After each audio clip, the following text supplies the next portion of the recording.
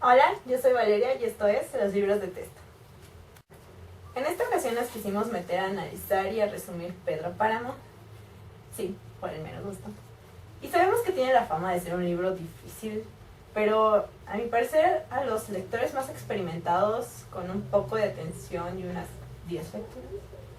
No es verdad. Pero Juan Rulfo sí recomendaba que lo leyeras por lo menos 3 veces para poder tener una visión más completa del laberinto narrativo que está inmerso en esta obra. Antes, un poco de historia. Año 1917. Venustiano Carranza, la delegación, promueve la constitución que hasta el día de hoy nos rige. Alemania, tras declarar la guerra submarina total, derriba cualquier barco a la vista. Y en Rusia, los bolcheviques llegan al poder bajo el mando de Lenin. Igualmente nace Juan Nepomuceno Carlos Pérez Rulfo Vizcaíno en el estado de Jalisco, y es el autor de esta obra. Pero él prefería que dijeran Juan Rulfo, y muchísimo mejor para nosotros. Él era una de esas personas que tienen el extraño don de que todo le sale bien, ya que era escritor, guionista, fotógrafo, físico-culturista, buzo, él era todo. Pero su reputación descansa únicamente en 2 obras. La primera sale en 1953 y consta de 17 cuentos, y la segunda 2 años más tarde. El Llano en Llamas y Pedro Páramo. Pepe pica papas con un pico, Pepe pica papas, sí.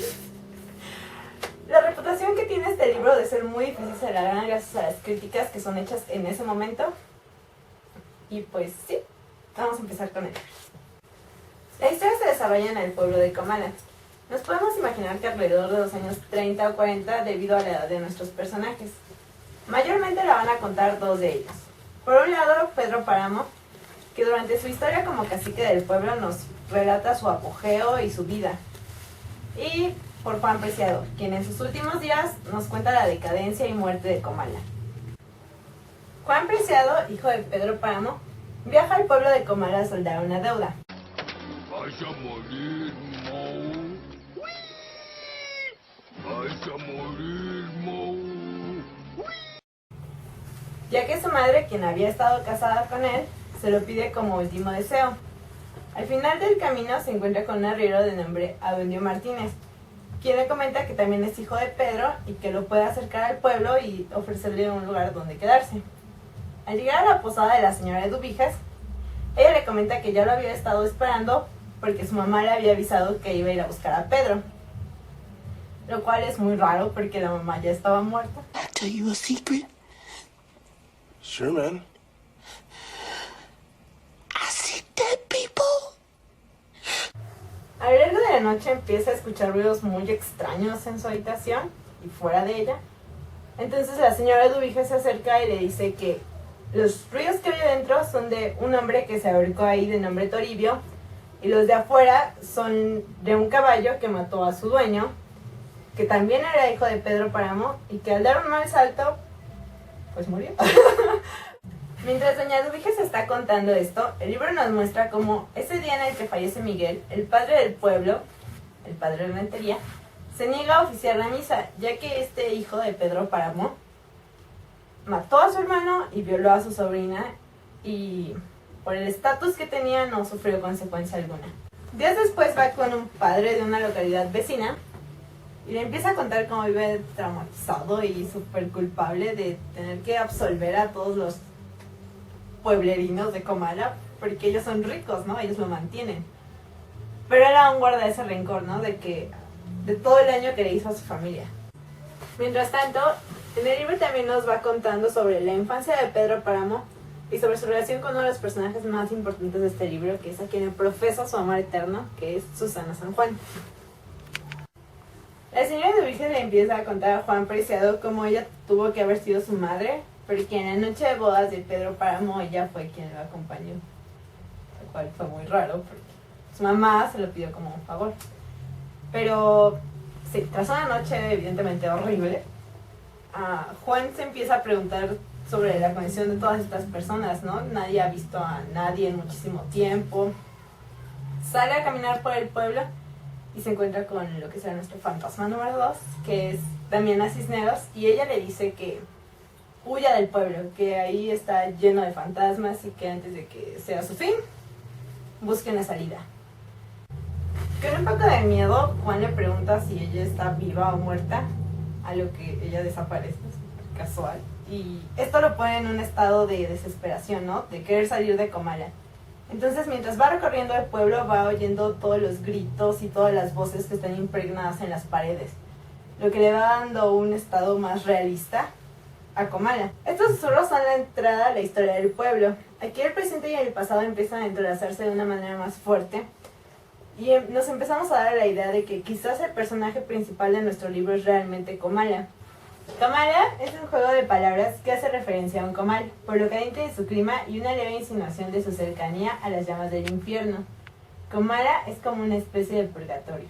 Es verdad, oigo el nombre y tiemblo. Mufasa. Otra vez. Mufasa. Aquí comenzamos con la historia de cómo Pedro Páramo se vuelve dueño y cacique de Comala. Él empieza a crear un sentimiento de rencor hacia el pueblo por varias razones. La principal quizás es porque en una boda, su padre Lucas Páramo fallece a causa de una bala perdida. Y pues eso crea en Pedro la sensación de que fue Comala quien mató a su papá. Al quedarse endeudada la familia de Pedro Páramo, él decide crear un plan pues para salir del apuro. Manda a llamar al capataz, que era el ayudante de su padre, y le dice que se va a casar con la chica a la que se le debe más dinero y al adquirir sus propiedades, pues se va a librar del asunto, ¿no? La manda a llamar y a los 3 días se casa. La trata horrible y ella decide ir a casa de una de sus hermanas, heredándole así todas las tierras. Pero para esto cabe mencionar algo muy importante. Esta mujer es la mamá de nuestro primer personaje, Juan Preciado. Después de unos días se acerca el padre de rentería a Pedro Páramo para notificarle que han dejado un niño a su cargo y dicen que es hijo de Pedro. Él, para demostrarle que no es el diablo y que es una buena persona y todas estas cuestiones, lo acepta y le da su apellido. Este personaje es Miguel Páramo. Aquí volvemos a la historia de Juan, que dejamos vagando por Comala. En este punto él ya está perdiendo la razón y se queda tirado en una de las calles del pueblo. Se acercan 2 personas a ayudarle, pero él ya no sabe si están vivas o si están muertas. Lo llevan a su casa y pasa días sin comer, tirado, durmiendo, hasta que empieza a prestar un poco más de atención y a oír las conversaciones y se da cuenta de que ellos están vivos y que son hermanos que mantienen una relación medio incestuosa.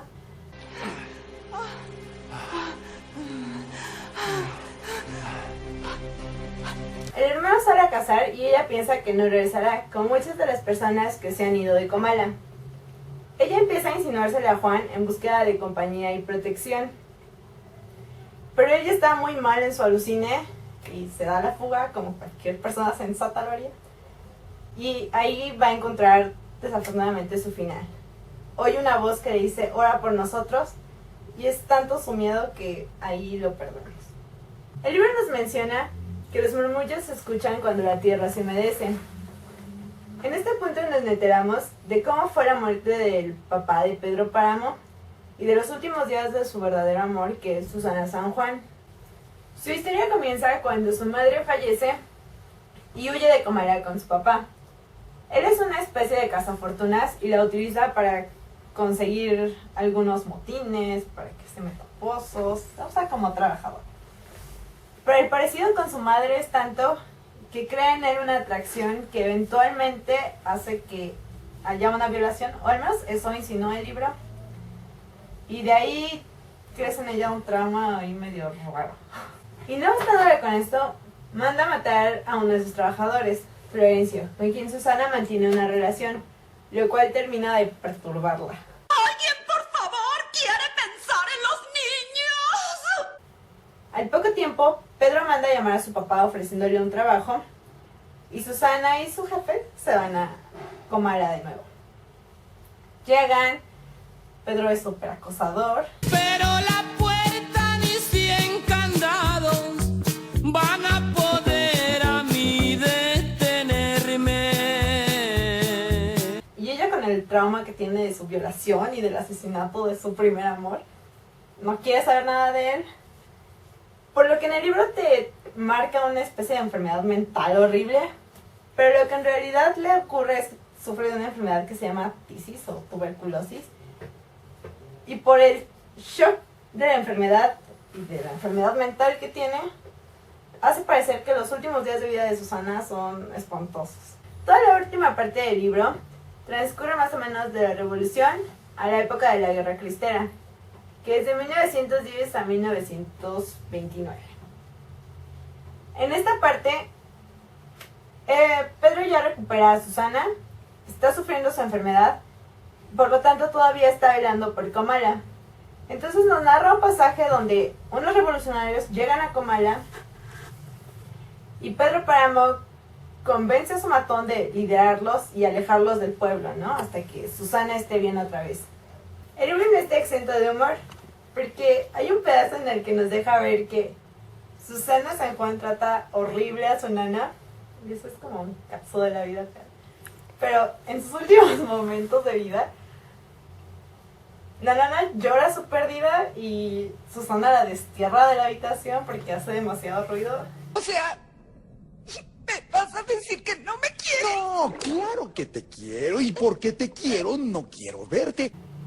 Al momento de leer todo este libro lleno de fantasmas y cosas muy tenebrosas, estos chistes como que aligeran la lectura.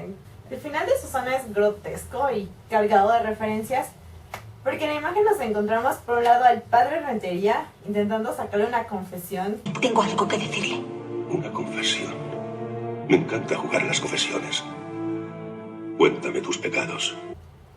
Y demostrando su odio, ¿no?, hacia Pedro Páramo. Por otro lado tenemos a las lloronas del pueblo, que ya les surgía matar a Susana porque el tiempo es dinero. Y por último tenemos a Pedro Páramo en una esquina súper frenzoneado porque pues ella recuerda a Florencio, ¿no? Él nunca fue una parte importante para ella. Entonces es una escena un poco bizarra y pues sí, ella acaba con Dolores convulsionándose en una posición fetal súper hardcore. Al morir Susana, Pedro hace sonar las campanas de todo el pueblo, por lo que la gente que va llegando piensa que es una fiesta.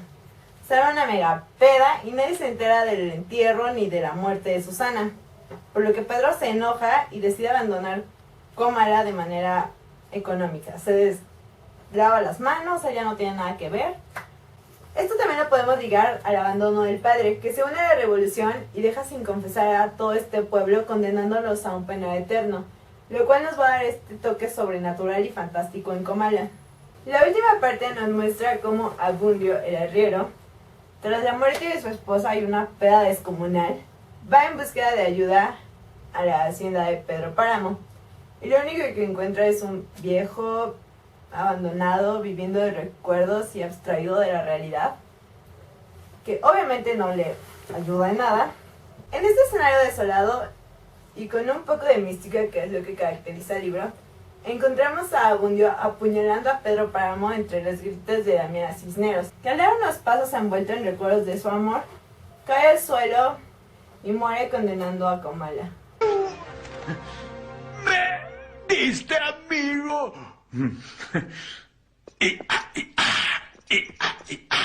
Narrativa. La narrativa que encontramos aquí es confusa pero no complicada. No es lineal y tiene descripciones que no son ni tan sencillas ni tan cargadas. Está compuesta por fragmentos, sin embargo presenta un todo coherente, con buenas y sobrecogedoras descripciones del ambiente, que si bien pueden llenar de calor, también pueden darte escalofríos. Mundo o escenario. La abundancia de personajes, aunque por ratos puede ser abrumante o confuso, en su totalidad nos logra describir al mundo rural, en cambio, del siglo XIX al XX en México, con sus costumbres, miedos, creencias y valores. El mundo no es amplio geográficamente, pero sí muy diverso gracias a su multiplicidad de enfoques. Argumento. En un principio puede parecer una historia de fantasmas, pero el hilo conductor no son sus remordimientos, sino el amor no correspondido, entre los habitantes y la iglesia, y viceversa, entre Pedro Páramo y Susana San Juan, Doloritas y Pedro Páramo, Susana San Juan y la nana, Pedro Páramo y Abundio. Básicamente todos odian a Pedro Páramo, donde también nos prueba que seas quien seas, un cacique, un sacerdote, un arriero, una campesina, si lo que falta es amor, todos están condenados. En mi opinión encuentro muchas similitudes entre los nombres de 100 años de soledad y Pedro Páramo. Por ejemplo, Úrsula Inguarán y Susana San Juan, José Arcadio y Juan Preciado y Macondo y Comala, ¿no? Entonces, si bien 100 años de soledad es el mayor exponente del realismo mágico, Pedro Páramo quizás sí sea un referente y un punto de partida para esta gran obra de Gabriel García Márquez. Y sí, definitivamente mi parte favorita es la muerte de Susana San Juan. Es completamente sádica, con su nana llorándole y ella tratándola súper ojete. Tienen que leerlo, es un libro muy bueno. Recuerden seguirnos en Twitter e Instagram, dejarnos un comentario aquí abajo sobre alguna reseña que quieras y suscribirte al canal. El siguiente video será por aquí. Bye.